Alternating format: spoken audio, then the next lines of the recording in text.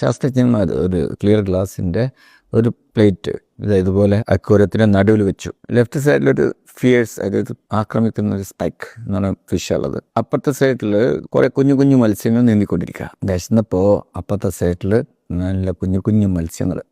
Spike മുന്നോട്ട് കുതിച്ച് അവിടെ ഇടയിൽ ഗ്ലാസ് വെച്ചിരിക്കല്ലേ, അത് മേടിച്ച് പുറകോട്ട് വന്നു. പക്ഷെ അതിനകത്ത് വിശ്വസിക്കാൻ പറ്റിയില്ല, എന്താണത്. അത് വീണ്ടും കയറി വന്നിടിച്ച്, പിന്നെയും വന്നിടിച്ച്. കുറെ ഇടിച്ചപ്പം മനസ്സിലായി ഈ ഇടികൊണ്ടൊരു കാര്യമില്ലെന്ന് മനസ്സിലായി. അതിന്റെ ആ ചെകിളൊക്കെ ആകെപ്പാടെ ചെതറിപ്പോയി. ഇപ്പോൾ ഈ മീനിന് പേടിയായി, പുറകോട്ട് വന്ന് ശ്രമം നിർത്തി. ഈ വലിയ മത്സ്യം ശ്രമം നിർത്തി കണ്ടപ്പോൾ സയന്റിസ്റ്റുകൾ ആ ഒരു ഇടയിലുള്ള ഗ്ലാസ്സില്ലേ അതെടുത്ത് മാറ്റി. ഇപ്പൊ വേണമെങ്കിൽ ആ വലിയ ഫിഷിനെ എവിടെ വേണമെങ്കിലും നീന്തി തുടിക്കാം. മീന് പിന്നെ വാ തുറന്നിട്ടില്ല. എത്ര വിശന്നിട്ടും അതിന്റെ ഇരകൾക്ക് വേണ്ടിയിട്ട് അത് വാ തുറന്നില്ല. കാരണം ഒരുപാട് ശ്രമിച്ചിട്ട് നടക്കാതെ വന്നില്ലേ, ആ ശ്രമം ഉപേക്ഷിച്ചില്ലേ. അതോടുകൂടിയിട്ട് പിന്നെ ആ മീനിന് ഈ കുഞ്ഞു മത്സ്യങ്ങളെ കാണാൻ പറ്റുന്നില്ല. തൻ്റെ ലക്ഷ്യങ്ങൾക്ക് മുന്നിലുള്ള ഒരു കാണാൻ പറ്റാത്ത ഒരു മതിൽക്കെട്ട്, അത് മാത്രമേ അത് കാണുള്ളൂ. അങ്ങനെ കുറച്ച് ദിവസം കഴിഞ്ഞപ്പോൾ ആ മീന് വിശന്ന് ചത്ത്. ഈ ഒരു സ്വഭാവത്തിന് പിന്നെ പൈക്ക് എഫക്റ്റ് എന്ന പേര് വന്ന്. അതായത് നമ്മൾ ലക്ഷ്യത്തിന് വേണ്ടിയിട്ട് അടിക്കടി ശ്രമിച്ചിട്ട് അടിക്കടി പരാജയപ്പെട്ട് കഴിഞ്ഞാൽ, നമ്മൾ നിരാശ ബാധിച്ചു കഴിഞ്ഞാൽ പിന്നെ അവസരങ്ങളെ നമ്മൾ കാണില്ല. ഒരു അദൃശ്യമായ ഒരു തടസ്സം നമ്മൾക്കുള്ളിൽ,